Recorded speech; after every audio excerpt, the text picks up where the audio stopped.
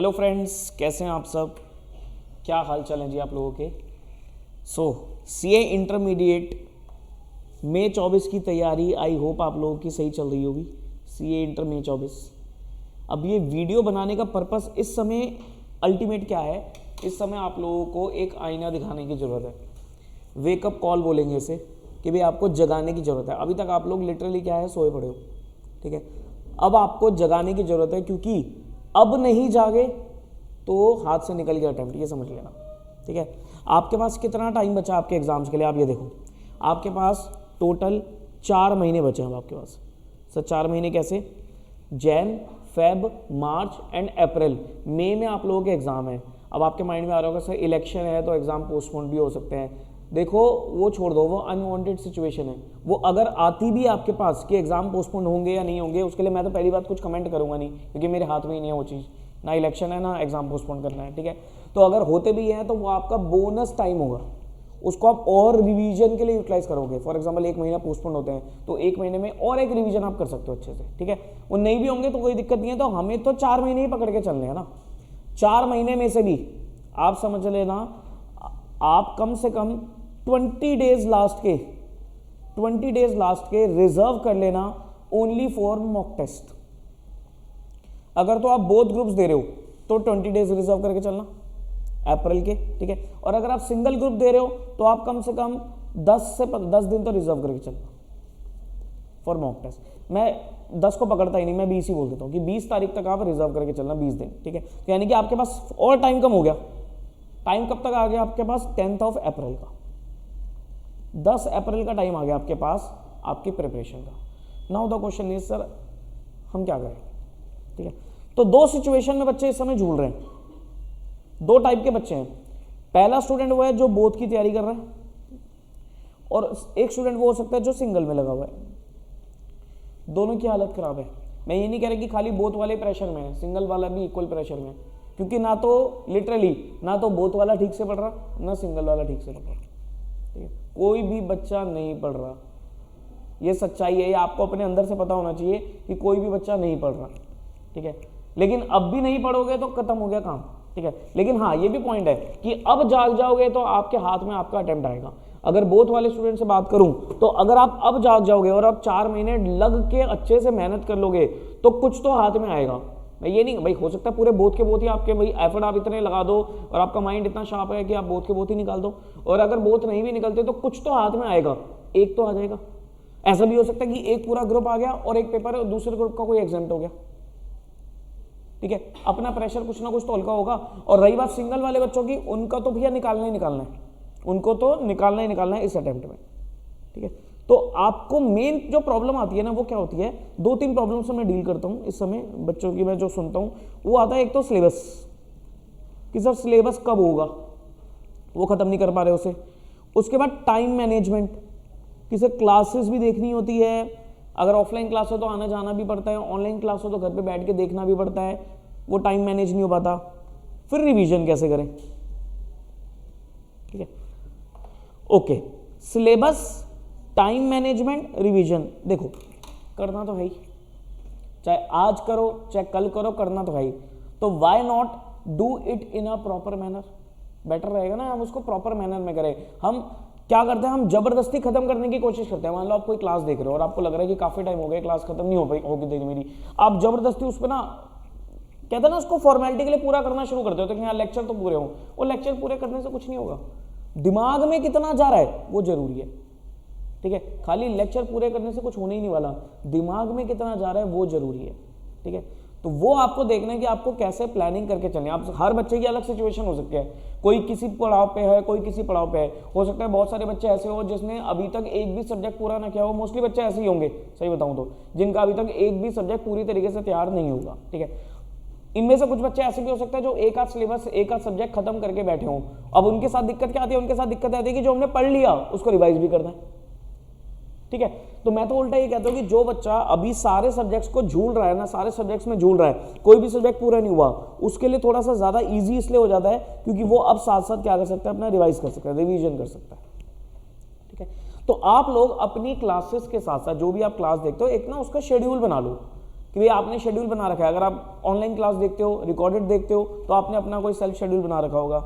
नहीं बना रखा तो बना लो। एक ये सबसे बड़ी गलती क्या होती है, हम कभी भी कुछ भी करने लग जाते हैं, ठीक है। एक शेड्यूल स्टिक कर लो। अगर आप कोई ऑफलाइन क्लास में जाते हो, कोई लाइव क्लास देखते हो, तो वहां पर तो आपका फैकल्टी के हिसाब से आपका शेड्यूल फिक्स है कि भाई इस दिन क्लास होगी, इतने बजे क्लास होगी, ठीक है। तो वो तो आपका एक शेड्यूल बन गया। लेकिन जो सब्जेक्ट आप खुद से कर रहे हो, अपनी क्लासेस देख रहे हो, तो आपको उसका भी एक स्ट्रिक्ट शेड्यूल बनाना पड़ेगा। और जो बच्चे सारे रिकॉर्डेड देखते हैं, उनके लिए तो बहुत जरूरी है कि उनको अपना एक शेड्यूल बनाना पड़ेगा। आप शेड्यूल बनाओ कि भाई मेरे को, जैसे लॉ है, फॉर एग्जांपल लॉ आप सेल्फ देख रहे हो, तो आप बना लो कि भाई लॉ जो है वो मैं हफ्ते में 3 दिन देखूंगा या 4 दिन देखूंगा या देखूंगी, और मैं रात को 2 घंटे रिजर्व करके चलता हूँ लॉ के लिए, जिसमें मैं अपनी क्लास देखूंगा, और साथ साथ में 1-1.5 घंटा उसको क्या करूंगा, रिवाइज भी करूंगा, ठीक है। जैसे आपने बोला कि मैं हफ्ते में 4 दिन फिक्स करता हूँ, और उस दिन मैं रात को बैठूंगा 10 बजे, और 10 बजे से लेकर 12 बजे तक अपनी क्लास देखूंगा, और 12 बजे से लेकर 12 से लेकर 1-1.5 बजे तक मैं उसे रिवाइज कर लूंगा। तो 10 से लेकर 1 बजे तक आपने हफ्ते में 4 दिन ही बोले, मैंने ज्यादा थोड़ी ना बोले कि 4 दिन आपने फिक्स कर लिया, या 3 दिन आपने फिक्स कर लिए लॉ के लिए। ऐसी 3 दिन सेम टाइम पे कोई अलग सब्जेक्ट चला लो, कोई और, जैसे मान लो आप कॉस्टिंग देख रहे हो रिकॉर्डेड पे, तो कॉस्टिंग चला लो साथ साथ, कि भी लॉ हो गया साथ में कॉस्टिंग हो गया, ठीक है। तो वो तो 2 सब्जेक्ट फिक्स हो गए ना। अब देखो सबसे मजे की बात क्या है, सब्जेक्ट ही कम हो गए, 8 की जगह 6 हो गए। बच्चे 8-8 सब्जेक्ट भी तो करते थे, आपके पास तो सिर्फ 6 है, और जो सिंगल दे रहा है उसके पास तो 3 ही है। अब वही तुमसे मैनेज नहीं हो पा रहे, तो यार ये तो फिर बहुत गलती वाली बात है ना तुम्हारी, ठीक है। मैं ये जरूर मानता हूं कि सिलेबस बहुत बढ़ गया है, कोई सिलेबस हल्का नहीं है। अकाउंट्स की अगर मैं बात करूं तो बहुत सिलेबस है, बहुत ज्यादा सिलेबस है, वो खत्म ही होने में नहीं आता। सेम टैक्स बहुत हैवी सिलेबस है, हैवी सब्जेक्ट है, वो नहीं खत्म होने में आता, लेकिन खत्म तो करना ही पड़ेगा ना। एंड में परेशान होते होते स्ट्रेस में, प्रेशर में खत्म करोगे, इससे बेटर है कि अभी से ही अपने स्ट्रेस को रिलीज करते चले जाओ, ठीक है। तो ये तो होगी बात सिलेबस की, कि सिलेबस हमें किस तरीके से कंप्लीट करना है। You have to make a proper schedule, और उससे फॉलो करना पड़ेगा। You have to adhere that schedule, उसे फॉलो करना पड़ेगा स्ट्रिक्टली। हम क्या करते हैं, हम रोज शेड्यूल बनाते हैं, रोज बदलते हैं, ठीक है। मेरे साथ भी है, मैंने शेड्यूल बनाया कि मैं कल से जिम जाऊंगा, 1 तारीख से 1 जनवरी से प्रण लिया मैं जिम जाऊंगा, आज 2 जनवरी आ गया, मैं अभी तक गया ही नहीं, ठीक है। तो हर किसी की लाइफ में ये प्रॉब्लम आती ही है, तो आपको उससे परेशान नहीं होना। तुम्हारे साथ पढ़ाई में आती है, बाकी लोगों के साथ बहुत सारी ऑप्शन चीज़ों में आती है कि नहीं हो पाता फॉलो, लेकिन जो फॉलो करता है वो अचीव करता है। अब अगर मैं अपनी बोलूँ, मैं फॉलो करूँगा, अगर मैं जिम जाऊँगा, मैं वर्कआउट करूँगा, तो मैं अपनी बॉडी को अच्छे रख पाऊँगा ना, फिट रह पाऊँगा। अब मैं वर्कआउट नहीं कर रहा तो मैं अपने आप में अनहेल्दी फील करता हूँ, मैं बड़ा लेथार्जिक सा फील करता हूँ, तो मुझे बड़ा वो होता है उस चीज़ से ना, मैं उस चीज़ को स्ट्रेस लेता हूँ, मुझे उस चीज़ से थोड़ा डिप्रेशन रहता है कि मैं अपनी बॉडी पे ध्यान नहीं दे रहा, ठीक है। वो मुझे पता है ना मेरी कमी है, मैं किसी और को बोल ही नहीं सकता। मैं थोड़ी बनूंगा जिम वाले नहीं बोल रहे या मेरे पेरेंट्स नहीं बोल रहे, अरे मेरी बॉडी है, मुझे देखना पड़ेगा ना। सेम तुम्हारे साथ, तुम किसी को ब्लेम करने के हकदार नहीं हो जब तक तुम खुद नहीं पढ़ रहे, ये ध्यान रखना। हम लोगों के पास क्या होता है, हम लोगों के पास एक्सक्यूजेस तैयार होते हैं। क्या एक्सक्यूजेस तैयार होते हैं? सर टाइम ही नहीं मिलता, पता नहीं क्या तुम करते हो, टाइम ही नहीं मिलता। सर सिलेबस ही नहीं खत्म होके दे रहा। अरे तो तुम करो ना सिलेबस खत्म। सर सिलेबस इतना लेंदी है, अभी तक पता नहीं कब तक खत्म होगा। मैं ये बोलता हूँ कि जितना हो गया उसमें कुछ आता है? नहीं आता, कुछ भी नहीं आता।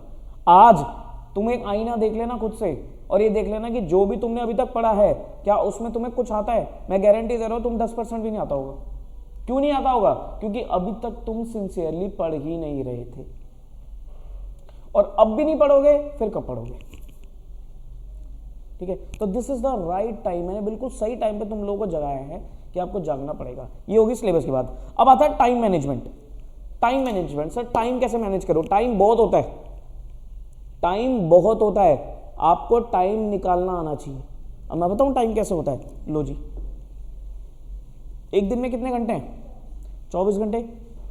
आपके पास 24 घंटे हैं, ठीक है।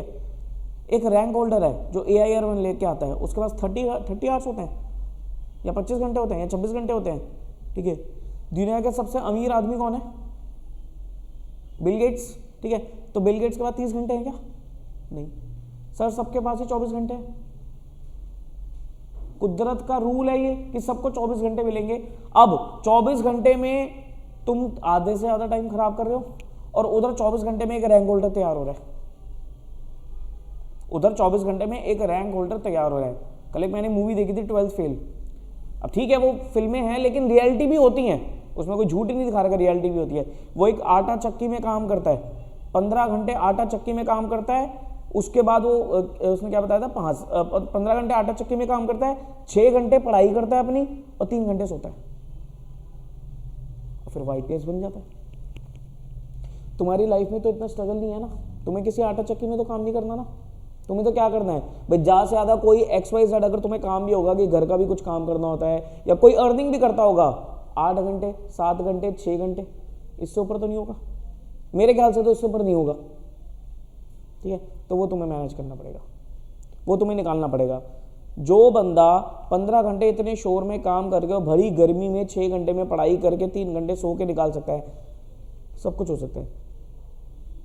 देश कौन चला रहा है, हमारा देश कौन चला रहा है? नरेंद्र मोदी जी, हमारे प्राइम मिनिस्टर नरेंद्र मोदी जी। कितने घंटे सोते हैं वो पता है? 4 घंटे सोते हैं। एज कितनी है उनकी? 70+, हो सकता है 80+ भी हो, मुझे एग्जैक्टली याद नहीं, लेकिन अच्छी खासी एज है। आप लोगों से मुझसे 10 गुना एक्टिव इंसान है वो। 4 घंटे सोते हैं, 4 घंटे बाद वो अपने काम पे लग जाते हैं। डेली 2 घंटे योगा करते हैं और अपने काम पे लग जाते हैं। 18 घंटे काम करता है वो बंदा। आप लोग उसका आधा भी नहीं पढ़ते, 9 घंटे भी नहीं पढ़ते तुम लोग, ठीक है। तो देखो 24 घंटे तुम्हारे पास हैं, 24 घंटे में से मैं ये नहीं कह रहा कि तुम भाई ऐसे हो जाओगे तुम्हें 4 घंटे सोना है 3 घंटे सोना, नहीं, तुम अपनी नींद लो प्रॉपर, लेकिन नींद ओवर मत लो पहली बात तो, ठीक है। 24 में से मैंने 7 घंटे की स्लीप निकाल दी, चलो भाई कोई बात नहीं, 7 घंटे के इंसान को चाहिए होते हैं, मेरे जैसे इंसान को 7 घंटे चाहिए होते हैं। हो सकता है तुम्हें 6 घंटे में भी तुम फ्रेश हो जाओ, वो बॉडी टू बॉडी डिपेंड करता है, ठीक है। लेकिन एक एडल्ट के लिए, तुम्हारी और मेरी जितनी एज के इंसान के लिए 6 से 7 घंटे से ऊपर नींद नहीं होनी चाहिए, ठीक है। 7 घंटा मैक्सिमम, ठीक है। अब वो 7 घंटा कैसे लेने हैं वो तुम्हारे ऊपर है। अगर तुम्हें लगता है कि मैं रात को 5 घंटे सोऊंगा, 2 घंटे मुझे दिन में सोना ही सोना है, that is up to you. लेकिन मैं कभी रिकमेंड नहीं करता कि दिन में सो, क्योंकि दिन में सोना एक अच्छी हैबिट नहीं होती है, क्योंकि आप लोगों का जो पेपर का टाइम होता है ना, वो सब दिन में होता है। अगर आपकी बॉडी को दिन में सोने की हैबिट पड़ गई ना, तो आप वो 2 से 5 के टाइम में बड़ा लेजी फील करोगे। दिन में सो, शाम को सो जाओ।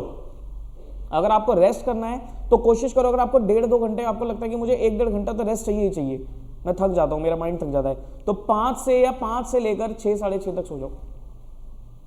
इवनिंग में 1-1.5 घंटा सो जाओ, कोई दिक्कत नहीं है, ठीक है। या फिर पूरा अपना रात को 12 बजे सो जाओ, 7 बजे उठ जाओ। या अगर लेट सोते हो, लेट पढ़ते हो, तो अपना उस टाइम पे सो और नेक्स्ट डे उठ जाओ अकॉर्डिंगली, ठीक है। तो 7 घंटे की नींद होगी। अब आपके पास कितने घंटे बचे? 17 घंटे बचे, ठीक है। 2 घंटे फिर मैंने कम कर दिए, 2 घंटे आपके मिसलेनियस एक्टिविटी के। मिसलेनियस एक्टिविटी में क्या आएगा? इसमें आएगा आपका नहाना धोना, खाना पीना, ये सब आएगा। 2 घंटे इस चीज़ को लग जाते हैं, ठीक है, जिसमें आप नहाओगे, धोओगे, खाओगे, पियोगे, 2 घंटे आपको लग जाएंगे इसमें। प्लस इसी 2 घंटे में कोशिश करो आप 30 मिनट्स अपनी बॉडी के लिए टाइम जरूर निकालो। 30 मिनट्स अपनी बॉडी को टाइम दो। अगर आप 2.5 घंटे भी लगाना चाहते हो कोई दिक्कत नहीं है, लेकिन आधा घंटा अपने शरीर को देना बहुत जरूरी है। आधे घंटे में आपको क्या करना है? आपको कोई वर्कआउट वगैरह नहीं करना। 30 मिनट्स में 10 मिनट्स की मेडिटेशन और 20 मिनट का आपको वर्कआउट, घर पे ही वर्कआउट करना है, कहीं कुछ नहीं जाना, ना कहीं जाना, ना किससे मिलना, कुछ नहीं करना, कोई जिम कुछ नहीं ज्वाइन करना। आपको होम वर्कआउट करना है, अपने शरीर को फिट रखना पड़ेगा, क्योंकि आपका शरीर अगर हेल्दी होगा तो माइंड काम करेगा। ये 4 महीने, देखो ये 4 महीने का ना, आपका श्री राम जी ने कितने साल का वनवास लिया था? 14 ईयर्स का। आपका 4 महीने का वनवास है बस। आप ये समझ लो कि 4 महीने वनवास जब काट के आओगे, जब आप इंटरमीडिएट के एग्जाम दे के आओगे, रिजल्ट जब आपका निकलेगा, तो घर वाले अपने आपके लिए अपने आप दिए जलाएंगे, आतिशबाजियां करेंगे, सब करेंगे। तो आपका 4 महीने का वनवास है, ठीक है। उन्होंने तो 14 साल का वनवास काटा था, आपके लिए 4 महीने का वनवास है, ठीक है। तो 30 मिनट्स अपने शरीर को दो। 10 मिनट की मेडिटेशन तो बहुत जरूरी है। मेडिटेशन मैं ये नहीं कह रहा कोई आप मेडिटेशन किसी गुरु से मिलो, कुछ नहीं करना, डीप ब्रीदिंग ओनली। 10 मिनट्स एकांत में बैठकर डीप ब्रीदिंग करो। अपनी बॉडी में वाइब्रेशंस होती है, हमारी बॉडी में, उन वाइब्रेशंस को फील करो, टो से लेकर हेड तक, आइज क्लोज करके अपनी बॉडी में होते हैं ना कंपन, वाइब्रेशन, उसको फील करो। वो अपने आप में मेडिटेशन। और डीप ब्रीदिंग करो, breathe in breathe out 10 minutes के लिए। लेकिन एकांत में सब कुछ बंद करके घर वालों को बोल दो कि मैं यहाँ बैठा हूँ, 10 मिनट तक मेरे को डिस्टर्ब मत करना। तो वो 10 मिनट की मेडिटेशन और 20 मिनट का वर्कआउट में कुछ भी कर सकते हो आप कुछ भी कर सकते हो। आप डांस करो, डांस भी अपने आप में वर्कआउट है। आप एरोबिक्स करो, कोई भी यूट्यूब पे वीडियो लगा दो एरोबिक्स की, 20 मिनट वर्कआउट करो। मेरी वाइफ करती है डेली, वो घर पे, उसको शौक है, तो वो 30-40 मिनट्स कोई भी वीडियो लगा के वर्कआउट करती है। कभी डांस कर लिया, कभी एरोबिक्स कर ली, फिट रहने के लिए, ठीक है। तो 20 मिनट आपको वर्कआउट करना है। बॉयज़ हैं, बॉयज़ क्या करेंगे, पुशअप्स करो, एक रॉड ले आओ, एक चिनअप्स करो, कुछ ना कुछ करो, सब स्ट्रेचिंग करो। क्योंकि हम क्या, हमारा काम क्या है, हमारा काम कोई वो नहीं है, फिजिकल एक्टिविटी तो हमें कुछ करनी ही नहीं है, हमें सिर्फ बैठ के पढ़ना है, हमें अपना माइंड चलाना है। तो हमारी बॉडी स्टिफ हो जाती है, हमारी बॉडी बिल्कुल अकड़ जाएगी, उसको खोलना पड़ेगा, ठीक है। तो कुछ ना कुछ पढ़ते पढ़ते ना ऐसे कुछ ना कुछ ऐसे एक्सरसाइज करते रहो, अपनी बॉडी को बिल्कुल कहते हैं ना फिट रखो। हाँ बिल्कुल, जैसे कुछ लोगों को ना क्या होता है कि अभी आपकी एज कम है, धीरे धीरे आगे ना अगर आप अपनी बॉडी पे कुछ काम नहीं करोगे ना कुछ आपको दिक्कत लग जाएगी। जैसे सर्वाइकल पेन शुरू हो जाएंगे, ठीक है, नीज में पेन शुरू हो जाएंगे बैठे बैठे, ठीक है, सर में हेडेक शुरू हो जाएगा बैठे बैठे, ठीक है। और वो फिर पूरी जिंदगी आपके साथ वो चीज बीमारी लग जाएगी, तो वो मत लगने दो अपने साथ यार, ठीक है। अगर आप कहीं इवनिंग वॉक के लिए जाना चाहते हो तो 20 मिनट वहां चले जाओ, लेकिन करो, ठीक है। इसमें से मैंने खत्म कर दिया, आपने ये 2.5 घंटे खत्म कर दिए, तो आपके पास कितने घंटे बचे, 14.5 आवर्स बचे। चलो आधा घंटा और उड़ा दो, 14 आवर्स बचे। अब आप अपने अंदर से क्वेश्चन लगाओ कि आप इतने घंटे पढ़ रहे हो, 14 आवर्स पढ़ रहे हो, इसका आधा भी नहीं पढ़ रहे तुम लोग, इसका आधा भी नहीं पढ़ रहे तुम लोग।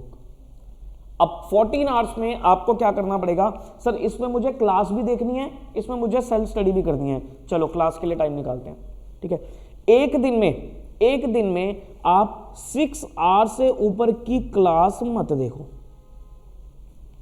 6 घंटे से ऊपर की क्लास मत देखो। चलो 6 भी नहीं मैं पकड़ रहा, 7 पकड़ लेता हूं, 7 घंटे से ऊपर की क्लास मत देखो, क्योंकि 7 घंटे आपको सेल्फ स्टडी बहुत जरूरी है। 7 घंटे का मतलब क्या हुआ, 2 सब्जेक्ट, अगर कोई एक छोटा सब्जेक्ट बीच में डालना है तो 3 भी हो जाएंगे, ठीक है। जैसे आपका शेड्यूल क्या लगता है, जैसे MWF, मैं आप लोगों की बात कर रहा हूँ, MWF आपकी टैक्स की क्लास है, ठीक है, टैक्स के साथ साथ आपकी एक ऑडिट की क्लास है, ठीक है। तो 3 घंटा टैक्स हुआ, 1.5 घंटा ऑडिट हुआ, 4.5 घंटे हो गए, आना जाना भी हुआ तो 7 घंटे कवर हो गए, ठीक है। तो एक दिन में वो 2 क्लासेज होगी, ठीक है। अगले दिन में आपकी अकाउंट्स की क्लास है, साथ में आप लॉ शुरू कर लो, ठीक है। फिर धीरे धीरे एक सब्जेक्ट और जोड़ देना, ठीक है। सैटरडे संडे आपकी FM की क्लास है, तो FM के साथ आपका एक दिन अकाउंट्स रहेगा, एक दिन लॉ जोड़ दो, तो यानी कि एक दिन में 7 घंटे से ऊपर की क्लास मत लो, क्योंकि इससे ज्यादा जरूरी, ये 7 घंटे से ज्यादा जरूरी आपकी सेल्फ स्टडी है कि आप उसको सेल्फ कितना कर रहे हो, ये ध्यान रखना। अच्छा वीडियो थोड़ी लंबी है, पूरी देखना, वीडियो थोड़ी लंबी जाएगी, पूरी देखना, बीच में स्किप करोगे तो कोई फायदा नहीं है, बाकी आपकी मर्जी है, ठीक है। सेल्फ स्टडी मोस्ट इंपॉर्टेंट है, सेल्फ स्टडी नहीं कर रहे ना फिर कुछ नहीं बात बनेगी। क्लासेस खाली देखने से इंसान पास हो जाता तो भैया हर कोई क्लास खरीद के रखता, उसको देखता और पास हो जाता।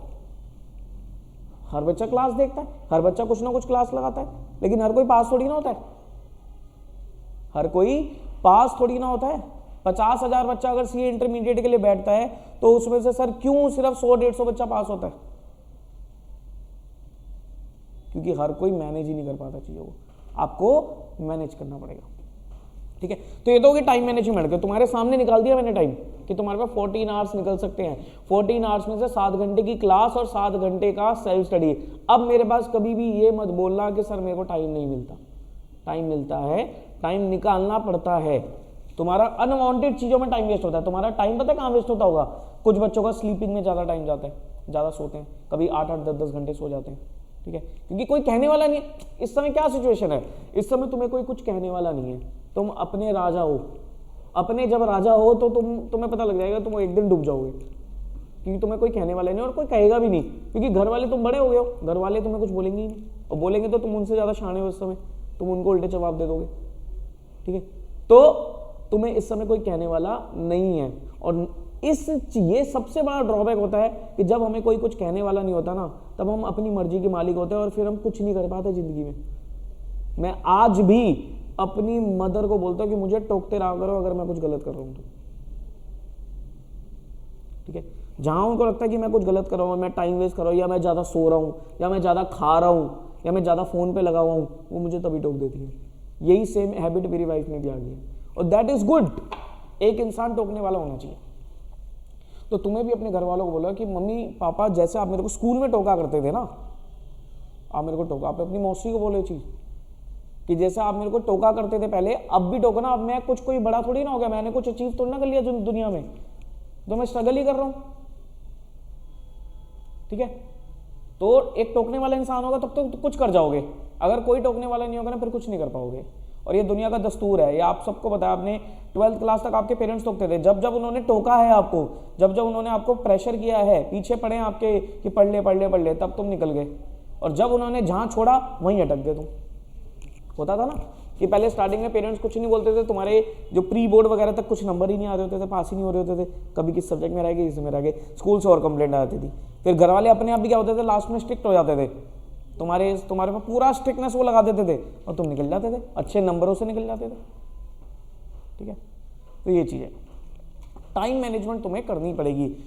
कुछ बातों का बहुत बिल्कुल स्ट्रिक्टली ध्यान रखो। इस समय 4 महीने के लिए अगर जीवन में कुछ बनना है, जीवन में कुछ बनना है, avoid social media. Social media बिल्कुल अवॉइड कर दो स्टडी के टाइम पे। मैं ये नहीं कह रहा बिल्कुल खत्म कर दो, दुनिया से कटना भी ठीक नहीं है, दुनिया में हो तो दुनिया के बारे में पता होना जरूरी है, लेकिन फालतू की चीजें नहीं। अपने पढ़ाई के समय पर सोशल मीडिया बिल्कुल बंद होना चाहिए। एक आपके फोन में फीचर होता है, सब छोटे से छोटे फोन में होगा, इसमें आप ये एक्सक्यूज मत देने लग जाना कि सर मेरे पास तो सस्ता सा फोन है। फालतू का एक्सक्यूज बनाने बंद करो। सबके फोनों में एक फीचर होता है डू नॉट डिस्टर्ब, छोटे से छोटे फोन में भी आजकल फीचर होता है डू नॉट डिस्टर्ब। जब भी पढ़ो वो डू नॉट डिस्टर्ब का फीचर ऑन करके पढ़ो, और उसमें सारी ऐप नोटिफिकेशन को साइलेंट कर दो। आपका फोन करता रहेगा काम, आपको कुछ पता ही नहीं लगेगा। फिर जब आप पढ़ के उठोगे, भाई 2-2 घंटे के स्लॉट बनाओ, एक स्ट्रेच नहीं पढ़ो। जैसे मैंने बताया कि आपको क्लास है, सेल्फ स्टडी जब आप पढ़ रहे हो 7.5 घंटे की जब आप स्टडी कर रहे हो, तो 2.5 घंटे के 3 स्लॉट बना लो। 2-2.5 घंटे का बना लो, 1-2 घंटे का बना लो, कि 2.5 घंटे एक बार पढ़ के उठे। 2.5 घंटे इतना तो आपको एक बार की सीटिंग चाहिए, क्योंकि 2.5 से 3 घंटे आपको पहुंचानी है अपनी वन टाइम की सीटिंग, क्योंकि 3 घंटे पेपर भी तो देने बैठना है ना आपको। ठीक है, तो 2.5 घंटे आप पढ़ के उठे, और आपने क्या करा, फिर आपने देख लिया फोन में क्या क्या मैसेज आए हैं, फिर 15-20 मिनट दो रिलैक्स करो, जिससे बात करनी है, जिसको रिप्लाई देना करो, जिसको फोन करना है करो, सब कुछ करो, लेकिन किसी से लंबी लंबी बातें मत लगो। सोशल मीडिया मैं इसलिए बोल रहा हूँ क्योंकि सोशल मीडिया बहुत ज़्यादा टाइम खराब करता है, बहुत ज़्यादा टाइम खराब करता है। आज के टाइम में इतनी भयंकर डिस्ट्रैक्शन है ये, इससे कोई नहीं बच सकता।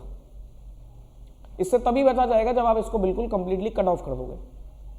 इंस्टाग्राम रील्स, यूट्यूब शॉर्ट्स, ये इतनी मतलब वैसे तो अच्छी चीज़ें हैं, ठीक है, इनसे हमें बहुत कुछ पता भी लगता है, लेकिन डिस्ट्रैक्ट करने के लिए सबसे बेकार चीज़ है।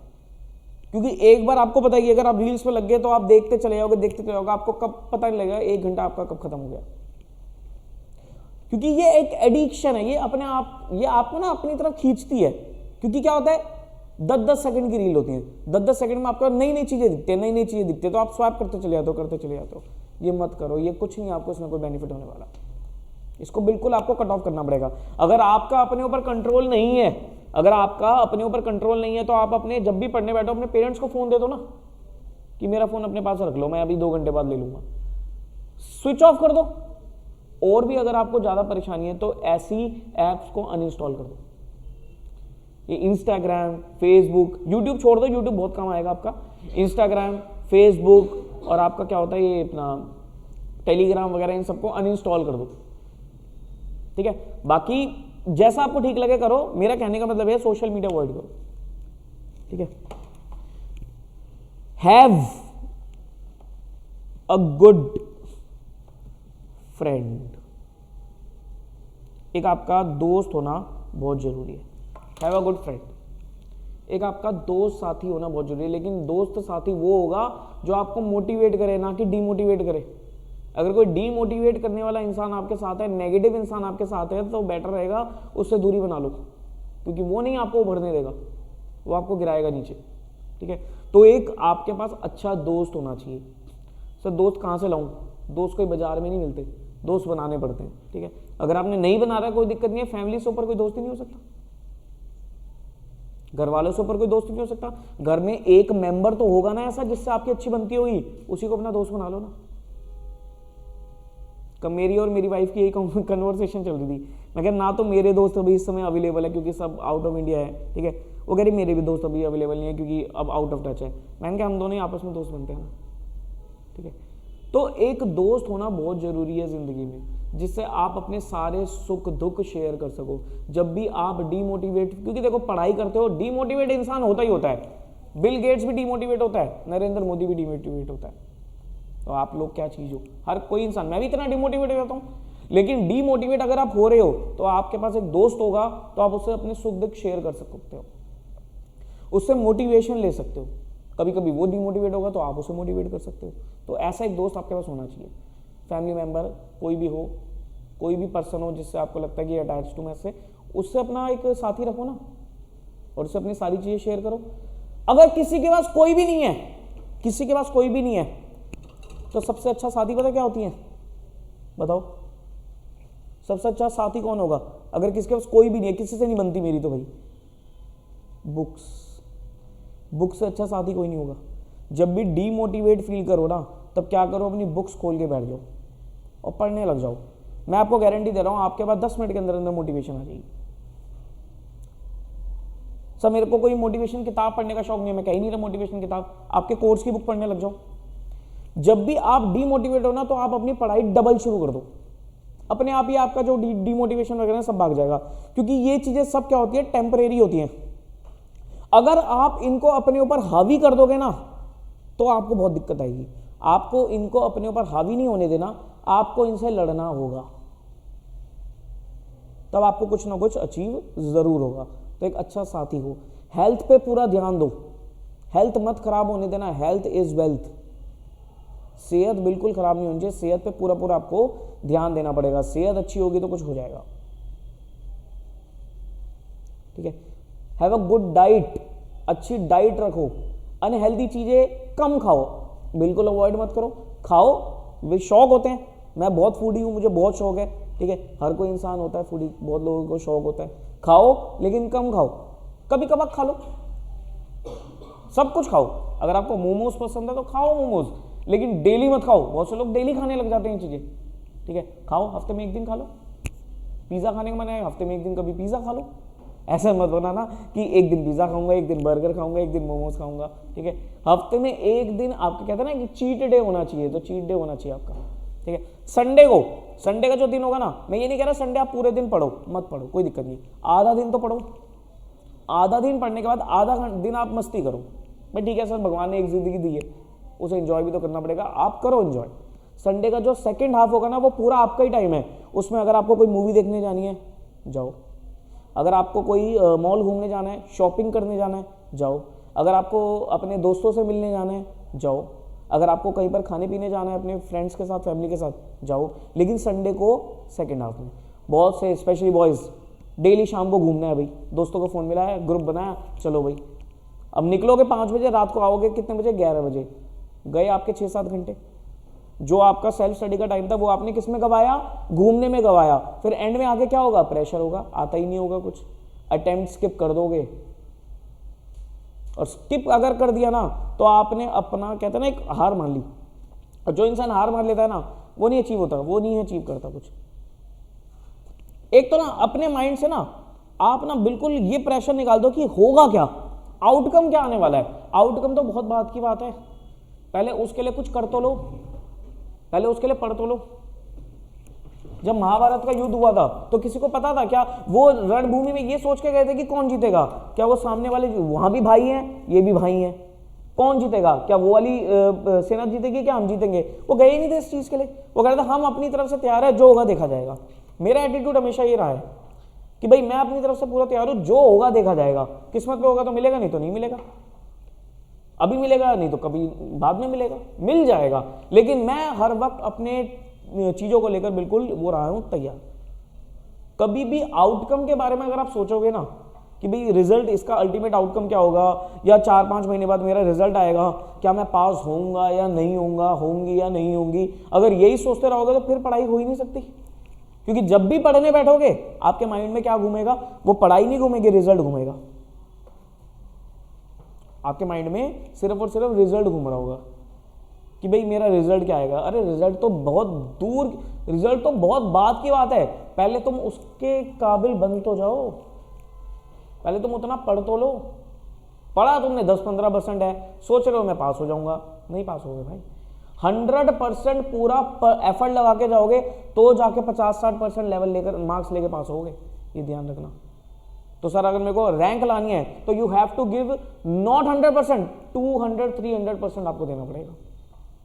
मतलब जो मैंने टाइम दिया है ना आपको यहाँ पर, अगर आप रैंक होल्डर बनना चाहते हो, जो मैंने आपको टाइम दिया है यहाँ पर, इससे आपको और एक्स्ट्रा टाइम ही निकाल के पढ़ना पड़ेगा कि सर ये तो करना ही करना है। ये तो मैंने एक नॉर्मल आपको टाइम बता दिया, अगर आपको ठीक ठाक नंबर से क्लियर करना है।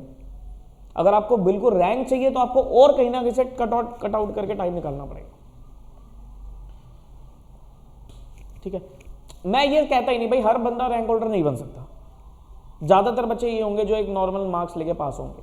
ठीक है, तो मैं ज्यादातर बात उनसे करूँगी। रैंक होल्डर वो शुरू से प्लानिंग कर लेता है कि मुझे रैंक लानी है, तो वो अकॉर्डिंगली करता ही आएगा, क्योंकि रैंक ऐसा नहीं होगा कि भाई रातों रात रैंक चाहिए। रैंक के लिए तो शुरू से ही मेहनत करनी पड़ती है, तो वो ऑब्वियसली जिसने प्लान कर रखी होगी वो अकॉर्डिंगली मेहनत कर भी रहा होगा।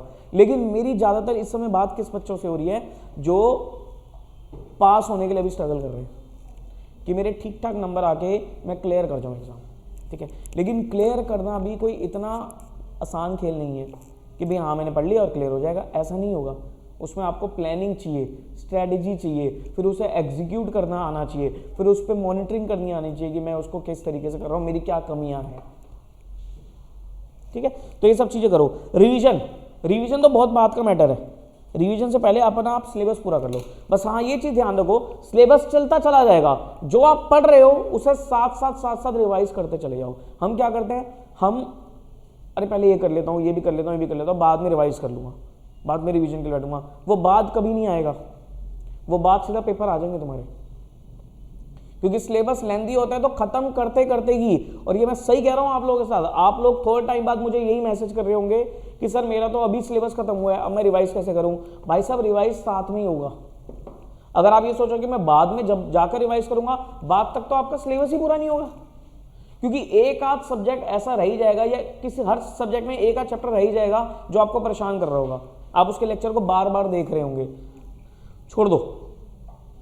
अच्छा एक पॉइंट और ध्यान रखना, कई बार बच्चे क्या कहते हैं कि 100% सिलेबस के चक्कर में ना कि मैं सब कुछ कर दूंगा, सब कुछ कर लूंगा, वो किसी भी चीज में अपने आप को कॉन्फिडेंट फील नहीं करते। अगर आपके मान लो सिलेबस 10 चैप्टर्स में है, 10 में से अगर आपको 9 भी आते हैं तो 9 अच्छे से आने चाहिए। तो मैं ये कहता ही नहीं कि कभी 100% सिलेबस पूरा करके जाओ, आपको पता होना चाहिए कि आपका सिलेबस क्या है, लेकिन 100 में से अगर आपने 90% भी अच्छे से कर रखा है ना, तो आपके हाई चांसेस है नंबर लाने के, प्रोबेबिलिटी बढ़ जाती है आपके पास होने की। ठीक है जी, तो इन बातों को ध्यान रखो। Don't waste your time, time की वैल्यू समझो। टाइम चला गया तो टाइम लौट के नहीं आएगा,